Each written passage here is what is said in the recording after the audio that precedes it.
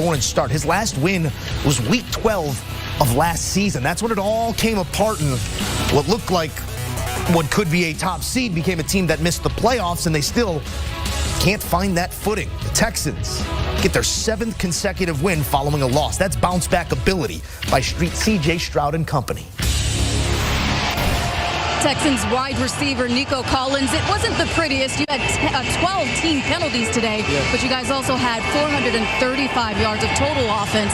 Talk about the grit and resolve of this team to come from behind and get the win on that last drive. We know what type of game this was. You know, even in the couple penalties we had, you know, it backed us up a little bit, but we know we had to keep going, keep fighting, you know, keep finishing. You know, back against the wall, you know, offensive penalties. You don't want to be, you know, 2nd and 20. That hurt. That hurt to get back on track, you know, but we dug in, we stuck it, and we kept positive energy, you know, kept our heads up, kept our chin up, and kept going, you know, and so it came out with the win at the end. You know, I love these boys to death.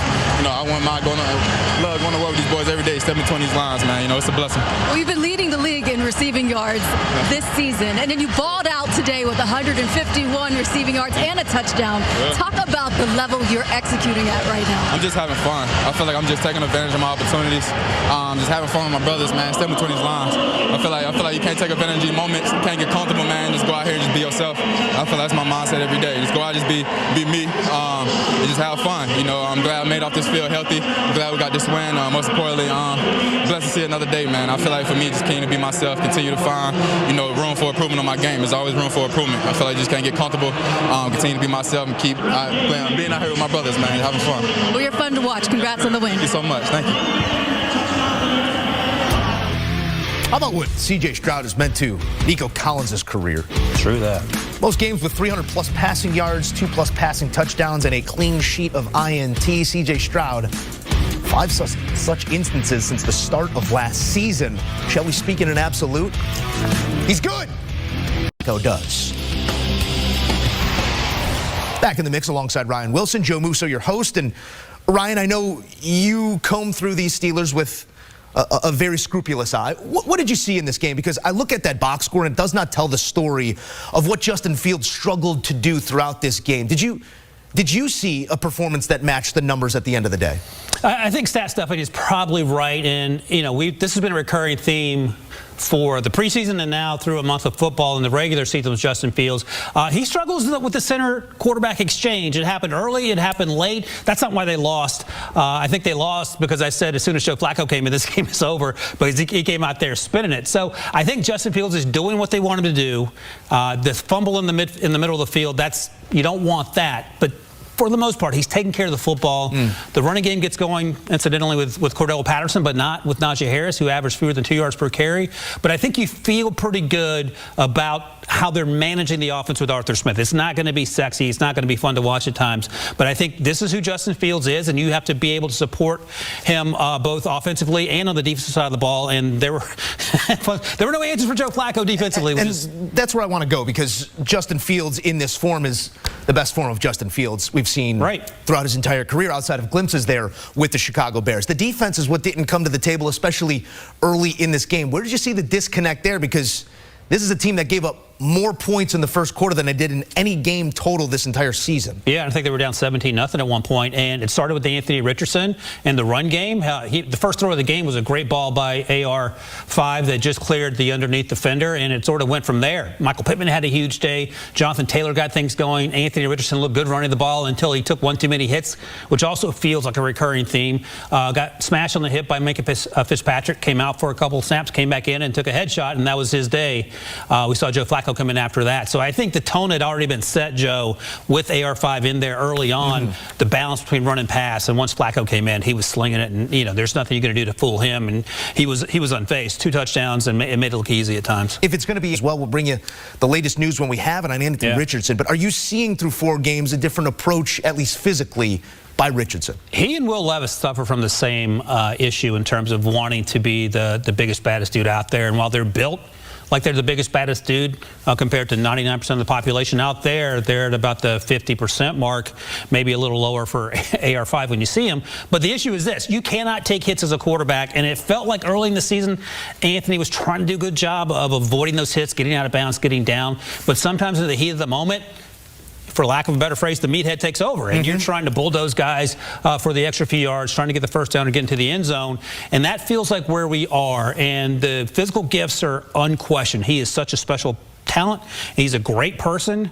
But I said this to you before the 1 p.m. action day. I think that Jalen Milroe is further along than Anthony Richardson coming out, and that's going to be a conversation that we'll have for the next 200 so days. And it is, again, the repetition that Milroe has been a beneficiary of under great coaching there at Alabama. Richardson didn't get that same level of coaching, nor did he have the opportunity to play a lot of football. And time, again, being that variable for the young quarterback, he is robbing himself of time if he cannot be on a football field.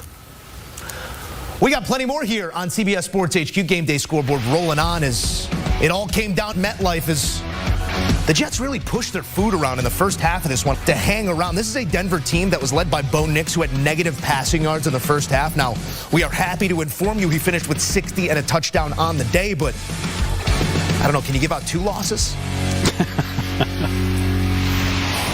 Ryan, we watched this one. Yeah.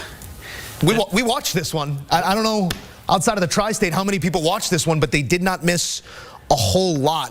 Is this one, whether you're on the winning side or the losing side, that you just flush and move forward? How do you approach the tape of this one? This is the rare instance of a moral victory and an actual victory if you're Bo Nix. He got the moral victory in the win, and he got over the negative benchmark, the Mendoza line of NFL quarterbacks, if you will. 12 of 25. Look, man, I think you're right. I think you flush it, pun intended. It rained the whole afternoon at MetLife. It was an ugly football game. Aaron Rodgers looked as much like Bo Nix as Bo Nix looked like Aaron Rodgers, and that is not a compliment for either player. I think you just move on. Producer Lucas is a Jets fan, and he pointed out there was not a lot of Breece Hall action, which is a concern. Braylon Allen did some good things, the rookie, when he had the ball and the opportunity. But there's a lot of punts and a lot of ugly football, a lot of missed kicks at the end for both sides, and you just move forward. I think this is 2 wins in a row for Broncos, and you move forward. An oddity to pass along here. The Jets and the Giants have only played in the same stadium 57 times, usually one home, one road, but because of the way that it shook out with the Thursday game, you have 57 instances where these two teams played in that stadium on the same week. Never before has there been a week where they played in the same stadium and neither scored an offensive touchdown. Wow. Neither the Jets or the Giants scored a touchdown this week at MetLife. The team that has scored the most touchdowns at MetLife Stadium this season, the Minnesota Vikings, with 4 in week 1. Not a whole lot of offense to pass along. You add rain to that formula, and you're going to get what we got here in week 4. What do you make of the way that the Jets approached this game, specifically in the first half, when it felt like there were opportunities to stretch the field a little bit more than they did, to implement a little bit more forward pass than they had hoped to? It seemed like they were fine letting the Broncos hang around. And this wasn't Mike White. This wasn't Zach Wilson playing quarterback. And, again, to invoke producer Lucas, why are they running the ball up the middle twice and then throwing an incomplete pass and punting? And maybe the conversation is you can win this game 6-0.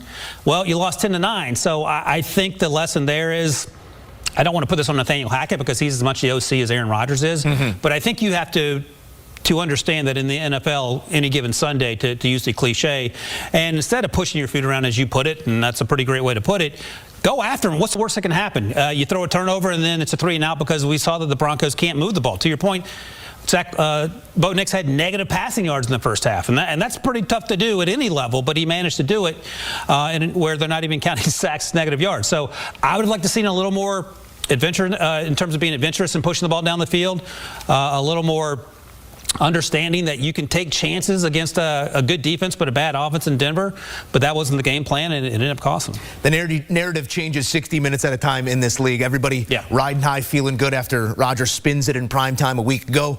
You walk away from this one scratching your head on what that offense lacked on this day. It is the Broncos winning in a wet one.